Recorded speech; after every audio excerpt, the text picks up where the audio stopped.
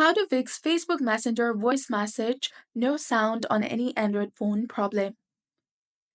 Hi there, welcome back to our channel. So in this video, we'll learn on fixing the issue of no sound on Facebook Messenger voice messages on your Android phone.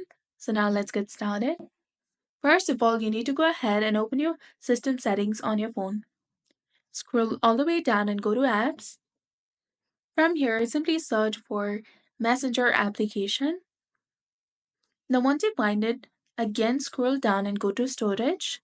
Click on clear cache and also click on clear data. But remember that clearing the data will also delete files, settings, accounts, and databases. So you have to be very careful regarding that. Go to permissions and make sure that you have given all the permissions to this app, especially camera, microphone, and music and audio. Go back to the Messenger app and full screen and try for stopping this application and re-enable it again. Now reopen Messenger and try playing the voice message again.